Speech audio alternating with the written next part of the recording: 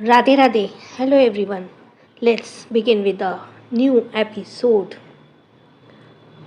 थोड़ा सा रिकैप। वरना स्माइल करते हुए बोली, ईशानी बेटे देखो ये भी युवान चाचू हैं की तरह आपके स्वीट स्वीट चाचू हैं। वो आपके साथ खेलना चाहते हैं। क्या आप उनके पास नहीं जाओगी? नन्ही ईशानी एकटक अपनी मम्मा के चेहरे को देखने लगी। वन्या ने उसके गुलाबी गालों पर प्यार से चूम लिया और उसे समर्थ की गोद में दे दिया। जैसे ही समर्थ उसे अपनी गोद में लेता है, उसका चेहरा देख समर्थ और तेजस मुंह एक साथ जोर से निकला। Oh my God! अब आगे। समर्थ और तेजस को इस तरह से हैरान होता देख यक्षित दोनों को डांटते हुए बोला, तुम दोनों धीरे नहीं बोल सकते? यूं गला फाड़ेगी क्या जरूरत थी? मेरी बेटी अभी बहुत छोटी है, वो तुम दोनों के इस रिएक्शन से डर भी सकती है। दोनों एक साथ अपने बॉस को सॉरी कहते हैं। वरना दोनों की तरफ देखते हुए बोली, क्या हुआ? तुम दोनों इतने हैरान क्यों हो गए? क्या इससे पहले तुमने कभी छोटी बच्ची नहीं देखी? वरना के इस सवाल पर समर्थ नन्ही ईशानी की तरफ देखते हुए बोला, ऐसी बात नहीं भाभी, वो तो आपकी लिटिल प्रिंसेस इतनी प्यारी है कि हम चाहकर भी खुद को रोक नहीं पाए। ये बिल्कुल बॉस की फीमेल वर्जन लगती है। हाँ, पर इसकी गोल गोल खूबसूरत आंखें बिल्कुल आप पर गई हैं। सामर्थ्य बातें सुनकर वनय स्माइल करने लगी। वही नन्ही ईशानी अपने समर्थ चाचू को ध्यान से नोटिस करने में लगी हुई थी। नन्ही ईशानी को अपनी तरफ यूं देखता देख समर्थ बोला, भाभी ये आपकी नन्ही परी मुझे इस तरह क्यों देख रही है? समर्थ ने इस सवाल पर वन्या स्माइल करते हुए बोली, क्योंकि वो तुम्हें पहली बार देख रही है ना। तेजस्वी नन्ही ईशानी को गोद में लेने के लिए उतावला हुआ जा रहा था। वह समर्थ से उसे छीनने की कोशिश करता है, जिससे नन्ही ईशानी इरिटेट हो जाती है और अपने नन्हे नन्हे हाथों से अपने तेजस चाचू के गालों पर जोर से मार देती है और उसे गुस्से में घूरने लगती है। केबिन में मौजूद सबकी निगाहें इस वक्त नन्ही ईशानी पर टिकी हुई थी। यक्षित का मन में बहुत हंसी आ रही थी अपनी लिटिल प्रिंसेस की इस हरकत पर। वह सोच रहा था कि नन्ही ईशानी से देखने में उस पर नहीं गई, बल्कि उसकी हरकतें भी उसके डैडी जैसी हैं। जब यक्षित छोटा था और उसकी क्यूटनेस को देखकर कोई ज़बरदस्ती अपनी गोद में लेने की कोशिश करता, तो वह भी यही करता था जो अभी अभी उसकी लिटिल प्रिंसेस ने किया। तेजस अपनी बड़ी बड़ी आंखों से नन्ही ईशानी की तरफ देखते हुए बोला, ये सिर्फ दिखने में ही नहीं, बल्कि इसके सारे गुण बॉस की तरह। लिटिल मास्टर, अब तो आपसे बचकर रहना पड़ेगा। तेजस के को मारने के बाद नन्ही ईशानी खिलखिलाकर हंस पड़ी, जैसे कि वैसे चिढ़ा रही हो। अपनी बेबी गर्ल को यूं हंसता देख यक्षित भी खुद को हंसने से रोक नहीं पाता। वही वन्या एक नज़र यक्षित को घूरती है, फिर सोफे से उठकर नन्ही ईशानी के पास आकर उसे झूठ मूठ कर डांटने कर बोलती है, ईशु बेटा ये आपने क्या किया? वहीं नन्ही ईशानी अपनी मम्मी की तरफ देखते हुए मासूम सा चेहरा बना लेती है। सामर्थ नन्ही ईशानी की इस हरकत पर स्माइल करने लगता है। वह उसे तेजस की गोद में दे देता है तो ईशानी अपने छोटे छोटे हाथों से तेजस के गाल पर हाथ फेरने लगी, जहां अभी अभी उसने मारा था। सामर्थ और तेजस जानते थे कि छोटे बच्चे बहुत शैतान होते हैं।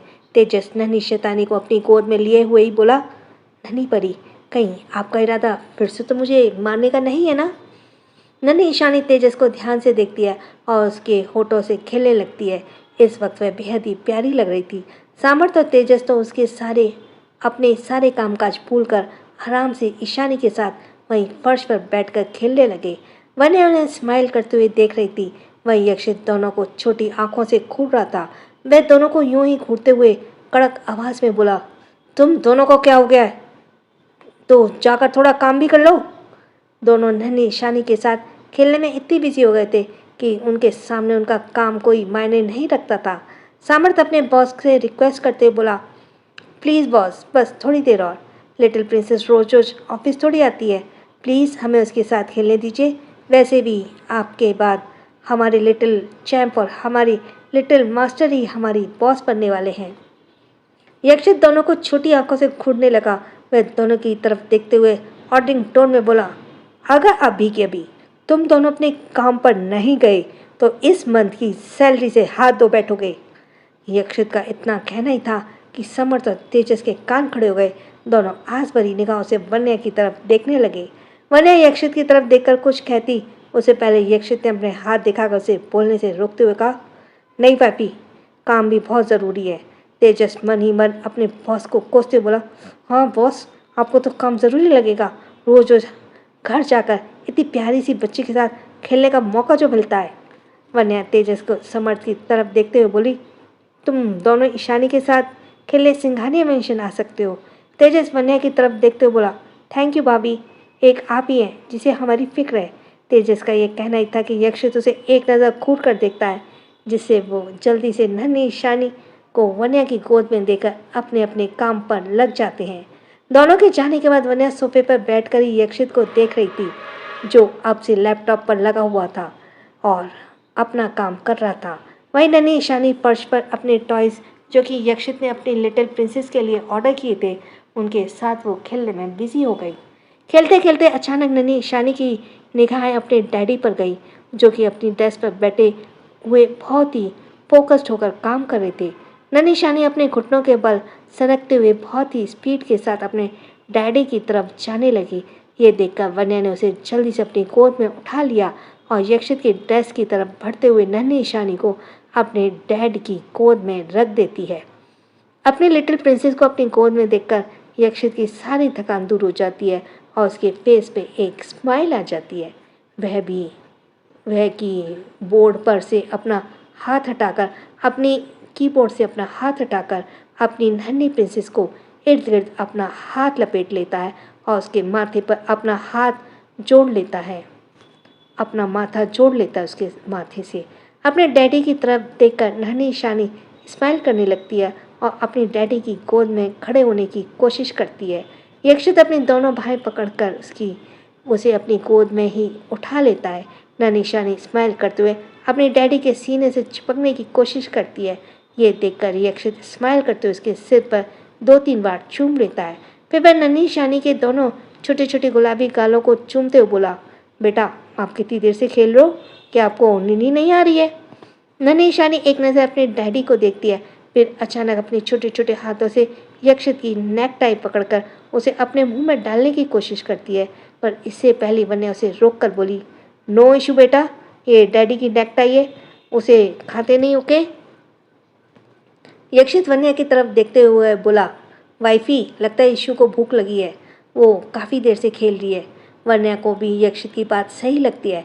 वह अपनी नन्ही सी जान को अपने डैडी से अपनी गोद में ले लेती है और उसकी छोटी सी नाक को छूते हुए बोली, अब हमारी नन्ही परी फीडिंग करेगी। वह सोफे पर बैठकर ईशानी को फीडिंग कराने लगी। वाकई में ईशानी को बहुत भूख लगी थी। थोड़ी देर बाद अपना काम खत्म करके यक्षित अपनी बॉडी को स्ट्रेच करते हुए वन्या के पास सोफे पर आ गया और उसके बगल में बैठ गया। यक्षित की नन्ही परी इस वक्त दूध पीने में बिजी थी। यक्षित स्माइल करते हुए नन्ही ईशानी की तरफ देखकर उसके छोटी छोटी उंगलियों से खेलने लगा। यक्षित की नन्ही परी भी अपने डैडी से उंगलियों को पकड़ने की कोशिश कर रही थी। थोड़ी देर में नन्ही ईशानी फीडिंग करते हुए भी सो जाती है। वन्या झुककर नन्ही ईशानी के माथे को चूम लेती है। यक्षित उसे अपनी प्राइवेट रूम की तरफ सुलाने का इशारा कर देता है। वन्या नन्ही प्रिंसेस को यक्षित के केबिन से ही अटैच्ड प्राइवेट रूम में बेड पर आराम से सुला देती है और उसे एक बेबी ब्लैंकेट से कवर कर देती है। खेलने की वजह से वह काफ़ी थक चुकी थी, इसलिए अभी आराम से सो रही थी। वन्या वापस केबिन में आ गई। यक्षित ने पहले ही दोनों के लिए लंच ऑर्डर कर दिया था। वह यक्षित के बगल में बैठ गई। तभी उसके केबिन रूम में को डोर नॉक होता है। यक्षित डोर अनलॉक करके सर्विस स्टाफ को अंदर आने को बोल देता है। एक स्टाफ लंच की ट्रॉली लेकर अंदर आ जाता है। फिर यक्षित और वन्या को ग्रीट करके बाहर भी चला जाता है। यक्षित लंच की ट्रॉली लेकर सोफे पर आ जाता है। वन्या देख पा रही थी कि आज लंच में सारी डिशेस उसके पसंद का है और वो ये भी जानती थी कि ये यक्षित का ही काम है।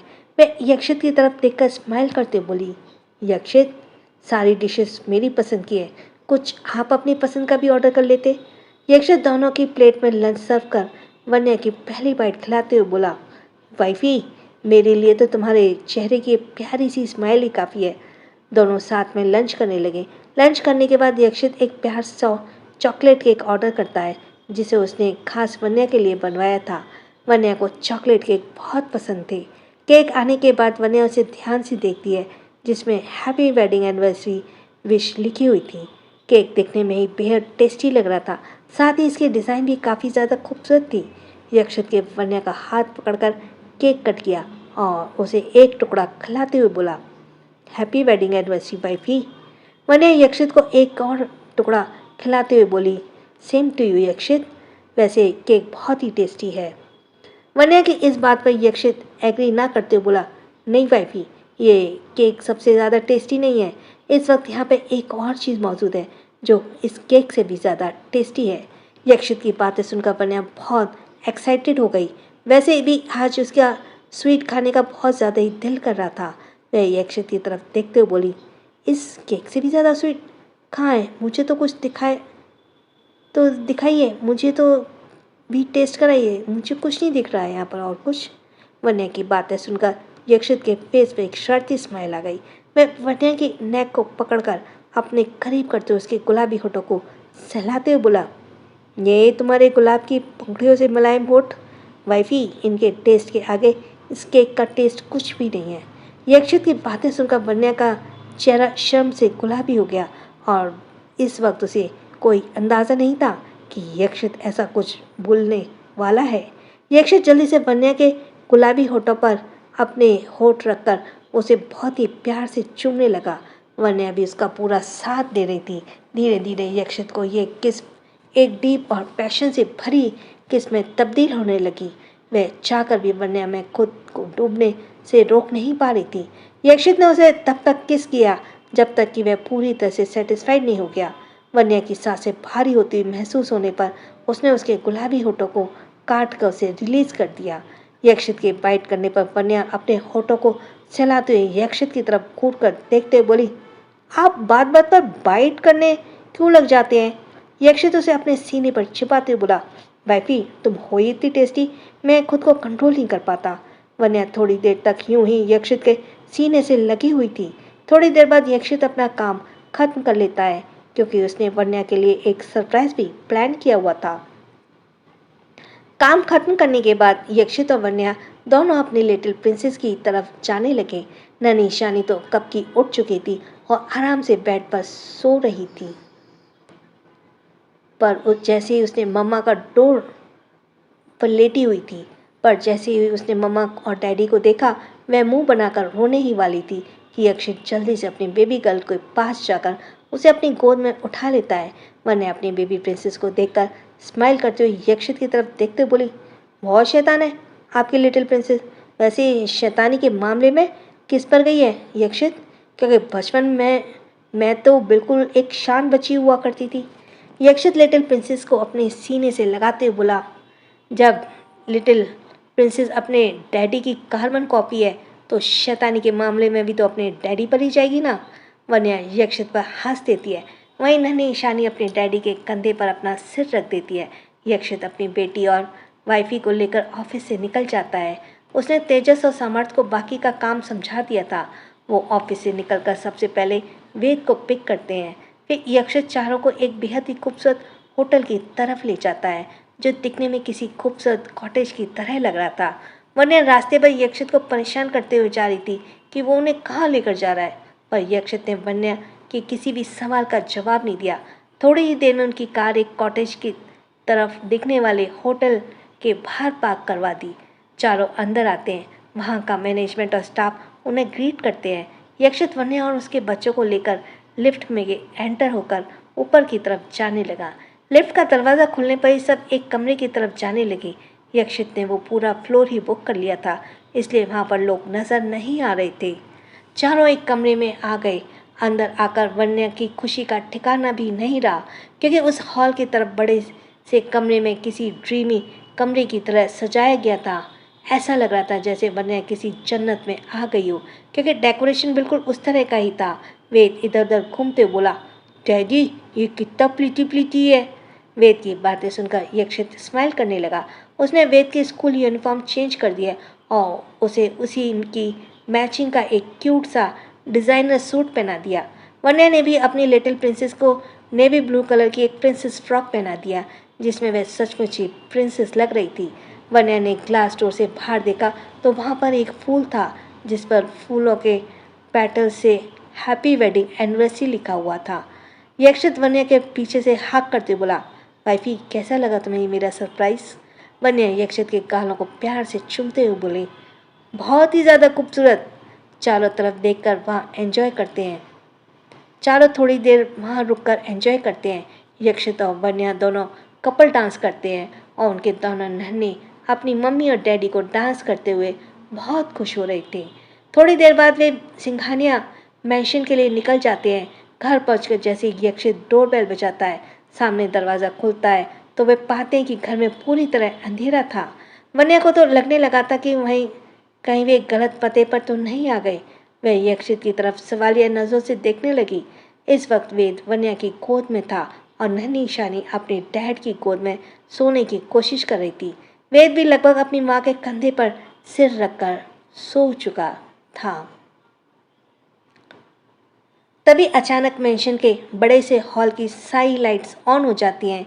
वहाँ के डेकोरेशन को देखकर वन्या के फेस पर एक स्माइल आ जाती है। उसने देखा कि बच्चे सो रहे हैं, इसलिए किसी ने भी शोर नहीं मचाया। वन्या ने देखा कि इस पार्टी में गौतम जी, दृष्टि, अनय, विवेक, शौर्य, कार्तिक जी और शकुन जी भी सब शामिल हुए हैं।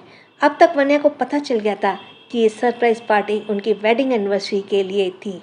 वन्या को लगा था कि शायद किसी को याद ही ना रही हो कि आज उनकी शादी की सालगिरह, पर असल में सबको उनकी वेडिंग एनिवर्सरी याद थी। बस वे दोनों को सरप्राइज करना चाहते थे, इसलिए भूलने का नाटक करना पड़ा। अनिल जी के इशारे पर युवान और शौर्य दोनों वेद और ईशानी को अपने डैडी की और मम्मा की गोद में जो सो चुके थे उन्हें ऊपर उनके कमरे की तरफ ले जाने लगे ताकि बच्चे आराम से सो सकें। युवान और शौर्य दोनों बच्चों को सुलाकर वापस आ गए। यक्षित और वन्या स्माइल करते हुए सबकी तरफ देखने लगे। अनिल जी वन्या और यक्षित की तरफ देखते हुए बोले, शादी की दूसरी सालगिरह बहुत बहुत मुबारक हो बेटा। वन्या और यक्षित दोनों ने स्माइल करते हुए अनिल जी को थैंक यू कहा। वन्या हैरानी और खुशी दोनों के मिले जुले भाव लेकर उनकी तरफ देखते हुए बोली, पापा आपको हमारी एनिवर्सरी याद थी? मुझे तो लगा था कि आप सब भूल गए हैं।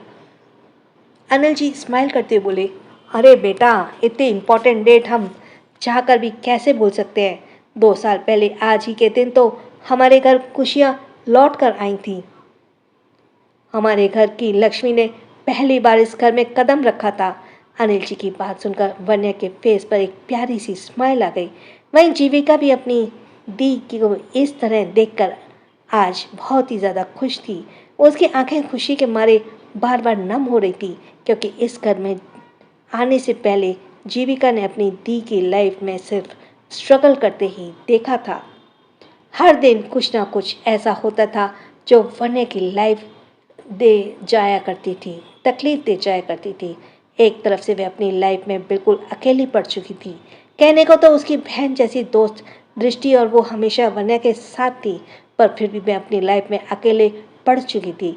उसे किसी ऐसे का साथ की ज़रूरत थी जो उसका हाथ थाम सके।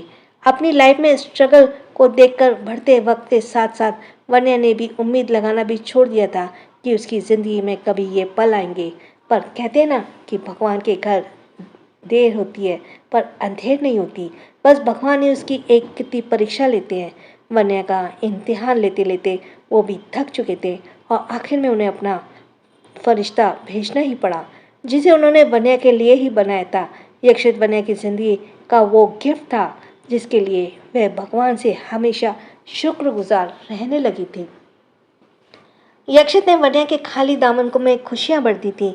जीविका ने जब पहली बार यक्षित को अपने जीजू के रूप में देखा तो उसने सबसे पहले भगवान से थैंक यू कहा था, क्योंकि वो समझ गई थी कि अब उसकी वन्या दी के चेहरे पर कभी आंसू नहीं आएंगे। कोई उसके लिए भी आ गया है जो हर वक्त उनके साथ खड़ा रहेगा। अब तो अकेले नहीं रह गई वो। इन सबको याद करते हुए जीविका काफ़ी इमोशनल हो रही थी। विवेक की निगाहें जीविका पर पड़ी तो वह उसे इशारे से पूछता है कि क्या हुआ। जीविका खुद को संभालते हुए नाम में सर हिला देती है। चैतन्य दादाजी सामने आकर यक्षित और वन्या को उनकी शादी की सालगिरह की मुबारक देकर उन्हें अपना आशीर्वाद देते हैं। वे बारी बारी से सभी उन्हें विश करते हैं। फिर उनके सामने एक बड़ा सा केक लाया जाता है जिसे युवा ने खास अपने भाई और भाभी के लिए बनवाया था। यक्षित वन्या का हाथ पकड़कर केक कट करता है। सबसे पहले वन्या यक्षित को केक खिलाती है, फिर दोनों बाकी सबको खिलाने लगे। सभी काफ़ी देर तक पार्टी एंजॉय करते हैं, फिर अपने अपने घर के लिए निकल गए। यक्षित और वन्या भी ऊपर अपने कमरे में आ जाते हैं। वन्या तो आज काफ़ी थकी हुई लग रही थी। अंदर आकर दोनों की निगाह अपने मासूम बच्चों पर पड़ी, जो कि आराम से सो रहे थे। उन्हें देखकर दोनों के फेस पर एक स्माइल आ गई। तभी यक्षित की निगाहें बच्चों के बेबी ब्लैंकेट पर पड़ी, जो उनकी निगाहें बिल्कुल सर्द हो गई। यक्षित और वन्या जल्दी से बच्चों के पास गए, क्योंकि युवा ने उन्हें सिर से लेकर पांव तक ब्लैंकेट से कवर कर दिया था। यक्षित बच्चों के मुंह से ब्लैंकेट हटाते हुए युवान को कुछ बोला, ये युवान भी ना, जरा सी भी अक्ल नहीं है उसमें। वन्या यक्षित के कंधे पे हाथ रखते हुए बोली, गलती से कर दिया होगा उसने, उसे क्या पता कि बच्चों को किस तरह से ब्लैंकेट उड़ाना चाहिए। वन्या अब तक बेड पर बैठ चुकी थी। उसे थकावट इतनी हो रही थी कि चेंज करने का भी हिम्मत नहीं हो रही थी, पर वह जानती थी कि इन कपड़ों में तो वह सो नहीं सकती है। यक्षित वन्या की तरफ देखते हुए बोला, क्या हुआ वाइफी, जाओ जाकर चेंज कर लो। वन्या यक्षित की तरफ देखते हुए बोली, यक्षित मुझे बहुत ज़्यादा थकान महसूस हो रही है, बेड से उठने का भी हिम्मत नहीं बची है। यक्षित वन्या की तरफ देखकर नॉटी टोन में बोला, इतनी हिम्मत करने की कोई ज़रूरत नहीं है वाइफी, चलो मैं तुम्हारे कपड़े चेंज कर देता हूँ। ये बोलकर वह वन्या को रिएक्ट करने का मौका नहीं देता और बगैर उसके रिएक्ट करे ही भाव में उठाकर क्लोजेट रूम की तरफ लेकर जाने लगा। वन्या यक्षित की भाव में कसमसाते बोली, यक्षित क्या कर रहे हैं, छोड़िए मुझे। यक्षित उसे अपनी भाव में लिए ही बोला, तुम्हारी हेल्प कर रहा हूँ वाइफी, अभी तो तुमने कहा था ना कि तुम्हें चेंज करने की ताकत नहीं बची है। यक्षित उसे क्लोजेट रूम में लाकर खड़ा कर देता है और वन्या उसे घूरने लगी कि अपनी तरफ यूं घूरता देख यक्षित के फेस पर एक स्माइल आ गई। वह उसे ही वन्या की साड़ी की तरफ हाथ बढ़ाता है। वन्या उसे हाथ दिखाकर रोकते हुए बोली, कोई ज़रूरत नहीं इसकी, मैं खुद कर लूँगी, आप बाहर जाइए। ये बोलकर वन्या अपने पल्लू को सेफ्टी पिन हटाने लगी, पर यक्षित अभी भी उसके सामने खड़ा था। वह अपनी जगह से 1 इंच भी नहीं हिला। उसे वहाँ खड़ा देखकर वन्या सवालिया नज़रों से उसकी तरफ देखते हुए बोली, आप ऐसे क्या देख रहे हैं, बाहर जाइए, मुझे कपड़े चेंज करने हैं। यक्षित वन्या की तरफ देखते हुए बोला, तो कर लो वाइफी, इसमें मुझे बाहर जाने की क्या ज़रूरत है, इनफैक्ट हम दोनों साथ में चेंज कर लेते हैं, इसमें हमारा टाइम भी बच जाएगा। यक्षित ने बीच का रास्ता निकालते हुए कहा, तो वन्या उसकी तरफ घूरते बोली, आप सच में दिन ब दिन और बेशर्म होते जा रहे हैं। यक्षित वन्या की तरफ देखते हुए बोला, वाइफी तुम ऐसे रिएक्ट कर रही हो जैसे मैंने तुम्हें देखा ही ना हो। मैंने सब कुछ पहले ही देख रखा है, इसलिए खुद को मुझसे छुपाने की ज़रूरत नहीं है। वन्या तो अपनी बड़ी बड़ी आंखों से सामने खड़े बेशर्म इंसान को देख रही थी। यक्षित उसके करीब आते हुए बोला, अब ऐसे क्या देख रही हो, अब ऐसे क्या देख रही हो जान, क्या तुम चाहती हो कि मैं तुम्हें बिना। यक्षित ने इतना ही कहा था कि वन्या उसके होठों पर एक उंगली रखते बोली, चुप, बिल्कुल चुप, आप चुपचाप बाहर जाइए। ये बोलकर वह यक्षित को घसीटते हुए क्लोजेट रूम से बाहर निकाल देती है और दरवाज़ा बंद करते हुए अपने चेहरे पे एक फ्लश वाली स्माइल लेकर बोली, बेशर्म कहीं के दूध बच्चों के बाद भी सुधरेंगे नहीं। यक्षित वन्या की इस हरकत पर स्माइल करता हुआ कपड़े लेकर वॉशरूम में चला गया। थोड़ी देर बाद दोनों चेंज करके बाहर आ गए। आज भाग दौड़ की वजह से वन्या ने दोपहर में ही रेस्ट नहीं किया था, साथ ही उसके कमर में भी दर्द हो रहा था। वह बार बार अपनी नेक को सहला रही थी। उसने यक्षित के सभी अभी तक कुछ नहीं कहा था, पर यक्षित उसे देखकर समझ गया था कि वन्या की बैक में प्रॉब्लम हो रही है। वह वन्या की तरफ देखते हुए बोला, क्या हुआ वाइफी, तुम ठीक हो। वन्या अपना दर्द छिपाते हुए बोली, यक्षित मैं बिल्कुल ठीक हूँ, रात बहुत हो गई है, अब आप सो जाओ। यक्षित वन्या की तरफ अपनी आंखें छोटी करके देखते हुए बोला, वाइफी तुम्हारा दर्द छिपाने की आदत अब तक गई नहीं है ना, चुपचाप बेड पर लेट जाओ। मैं जानता हूँ तुम्हें अपनी बैक में प्रॉब्लम हो रही है, तुम्हें क्या लगा, तुम बताओगे नहीं तो मुझे पता नहीं चलेगा। वन्या अपनी हैरानी भरी आंखों से यक्षित की तरफ देखने लगी। वन्या अब तक तो इतना समझ गई थी कि यक्षित को उसकी छोटी से छोटी प्रॉब्लम या चोट में कितना ज़्यादा फर्क पड़ता है। वन्या को चुपचाप बैठा देख यक्षित उसकी तरफ देखते हुए बोला, वाइफी आप लेट भी जाओ। वन्या ने ठीक वैसा ही किया। वह बेड पर आराम से लेट गई। यक्षित ने उसके नाइट ड्रेस को शर्ट को ऊपर कर और उसकी कमर पे ऑइंटमेंट लगाते हुए उसे हल्के हाथों से मसाज देने लगा। इससे वन्या को एक हाथ में ले लगी और उसका कमर दर्द जाता रहा। धीरे धीरे उसकी सुकून का एहसास में वन्या की आंखें बंद हो गई और वह नींद के आगोश में चली गई। यक्षित ने वन्या को आहिस्ते से नन्हे वेद के साइड में सुला दिया। वेद, जो कि गहरी नींद में था, वो धीरे धीरे नींद में सरकते हुए अपनी मम्मा के सीने में छुप गया। उसने बेबी के करीब होने के एहसास को महसूस करके वन्या ने भी अपने दोनों हाथों से वेद को अपनी बाहों में समेट लिया। वहीं अपनी नन्ही परी, जो कि सोते हुए बेहद ही ज़्यादा मासूम लग रही थी, यक्षित ने अपनी नन्ही गुड़िया को उठाया और अपने सीने के ऊपर रखकर उसे सुलाने लगा। अगली सुबह यक्षित की आंखें जल्दी खुल गई। वन्या को कल रात की थकान थी, इसलिए वह तो आज आराम से उठने वाली थी। आंखें खुलते ही यक्षित की निगाहें अपनी छोटी सी दुनिया पर जाती है, जो आराम से सुकून की नींद सो रहे थे। तीनों के चेहरे की मासूमियत देखकर पत्थर भी पिघल जाए। यक्षित बारी बारी से तीनों को किस करता है। वही जब वह अपनी नन्ही परी के गालों को किस कर रहा था, तभी वह अपनी छोटी छोटे गोल गोल मोती जैसी आंखों को खोल देती है। वह अपने डैडी की तरफ ही एकटक देखने लगी। बच्चे सुबह उठने के बाद थोड़ा रोते हैं, ये सोचकर यक्षित ने पहले ही अपनी नन्ही परी को चुप रहने का इशारा कर दिया, ताकि सुबह सुबह बेबी की मम्मा की नींद खराब ना हो। यक्षित बेबी के पीठ को प्यार से सहलाते हुए धीरे से बोला, नहीं बच्चा नहीं, मम्मा भी सो रही है, उन्हें जगाना नहीं है। ये बोलकर वह अपनी लिटिल प्रिंसेस को अपनी बाहों में लेकर उसे प्यार करने लगा। थोड़ी देर में उसे खिलाते खिलाते अपनी लिटिल प्रिंसेस को सुला देता है। फिर वह वॉशरूम की तरफ फ्रेश होने चला गया। 1 घंटे बाद वह जब वापस आता है तो उसने देखा कि वेद और नन्ही ईशानी दोनों बच्चे नींद से जाग चुके थे। दोनों बेड पर ही आराम से एक दूसरे के साथ खेल रहे थे और अपनी मम्मा को जगने का वेट कर रहे थे। यक्षित दोनों को वॉशरूम की तरफ लेकर जाता है। सुबह के करीब 8 बजे वन्या की नींद खुली। वह काफ़ी रिलैक्स और रिफ्रेश महसूस कर रही थी, पर जैसे उसकी निगाहें घड़ी की तरफ गई, उसकी आंखें बाहर आने को गई, क्योंकि वह ज़्यादा देर तक नहीं सोती थी। वह मन ही मन खुद से कोसने लगी कि वह आज जल्दी उठ कैसे नहीं पाई। तभी युविका नन्ही ईशानी को अपनी गोद में लेकर अंदर बेडरूम में आई। नन्ही ईशानी को भी बात देकर रेडी करवा दिया गया था।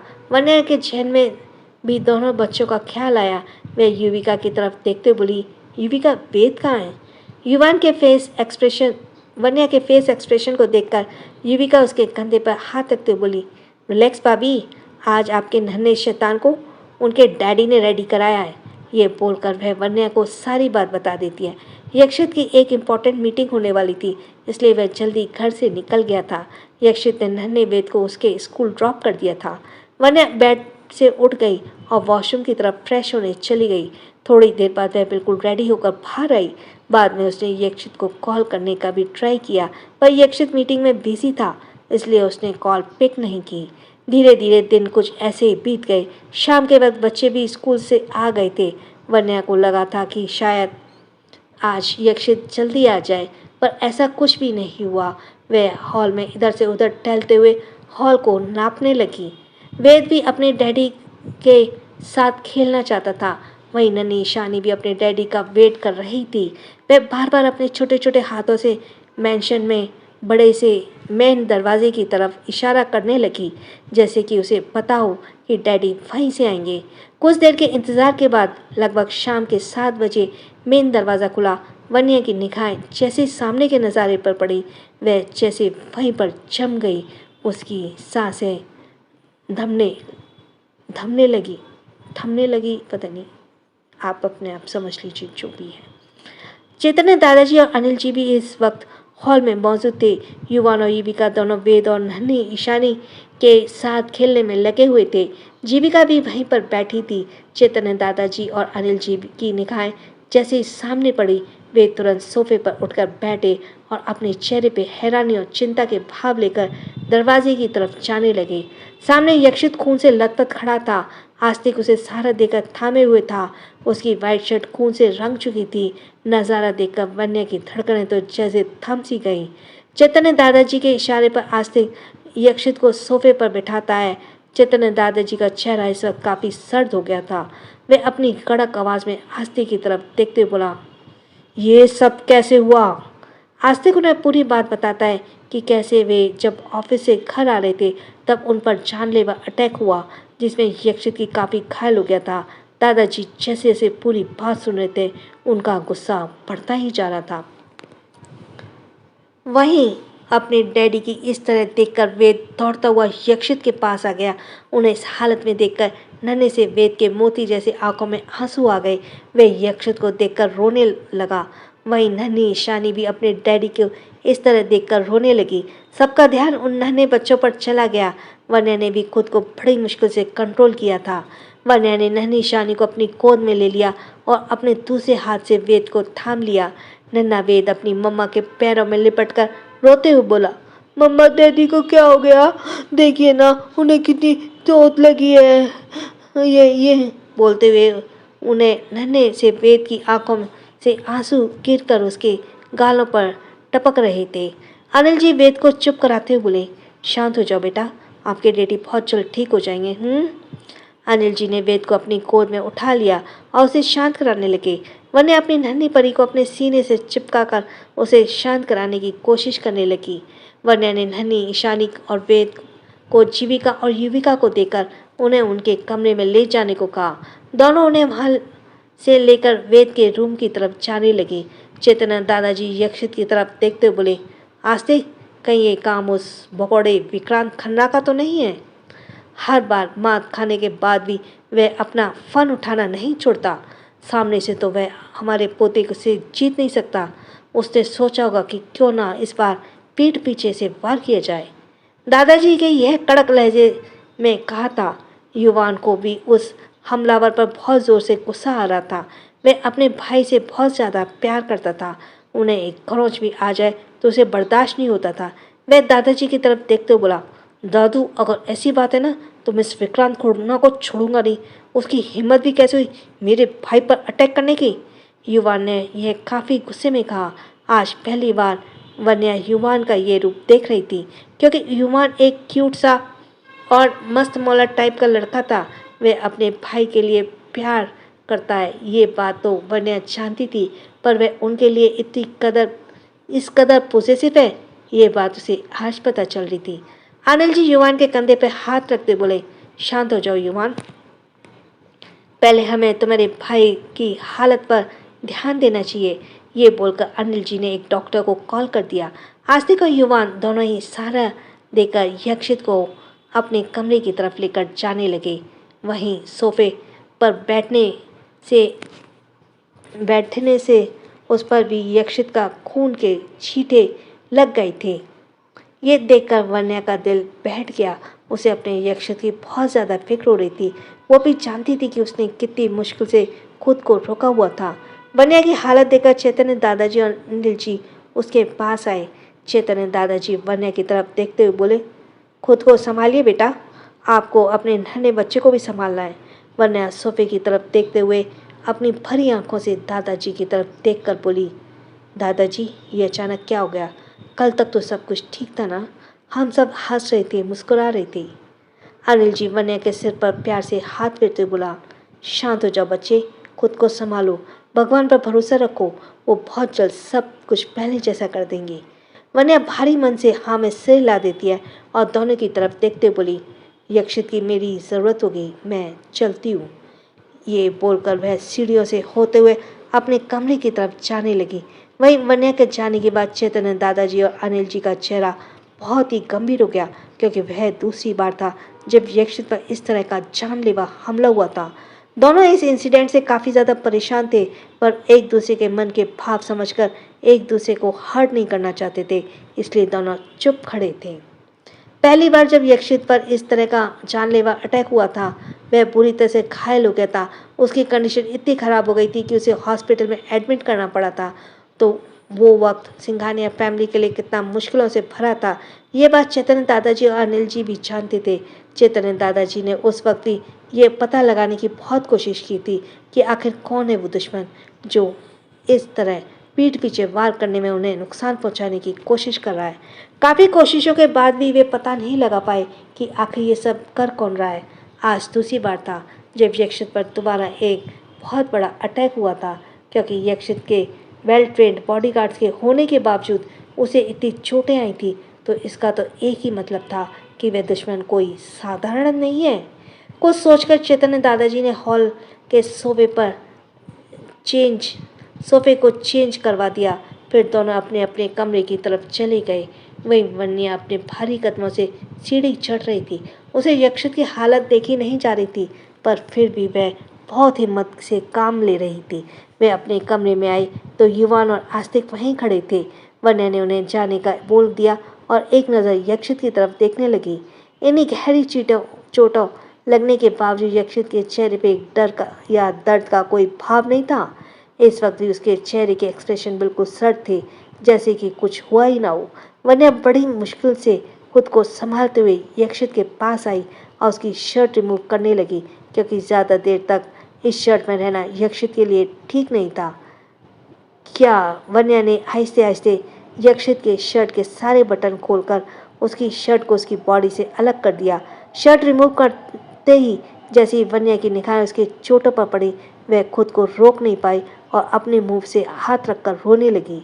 चाहे कुछ भी हो जाए, पर यक्षित वन्या की आंखों में आंसू नहीं देख सकता था। वैसे तो यक्षित जान चुका था कि उसकी वन्या कितनी स्ट्रांग है। अगर वो रो रही है तो जरूर उसके दिल को तकलीफ पहुंची होगी।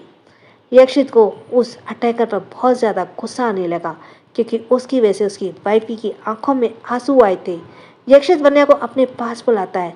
वन्या अपनी आंखों में आंसू लिए यक्षित के पास जाकर बैठ जाती है। यक्षित अपने घायल हाथों से वन्या के चेहरे को थामकर उसके आंसू पोंछते हुए बोला, हे वाइफी, प्लीज डोंट क्राई। ये बोलकर वह वन्या की तरफ झुककर उसके माथे को प्यार से चूम लेता है। वहीं वन्या अपनी रुआसी आवाज़ में यक्षित की तरफ देखते हुए बोली, यहाँ मेरा पति इस हालत में है और आप कहते हैं कि मैं आंसू ना बहाऊं। यक्षित वन्या की पीठ पर प्यार से सहलाते बोला, शांत हो जाओ वाइफी, भूलो मत तुम मिसेस वन्या यक्षित राय सिंघानी हो। बी ब्रेव, अभी के लिए खुद को संभालो। वन्या अपने आंसू पोंछकर यक्षित की तरफ गुस्से से देखते हुए बोली, किसने किया ये सब? ये बोलते हुए उसकी आंखों में गुस्सा और बदला लेने का जुनून साफ साफ नजर आ रहा था।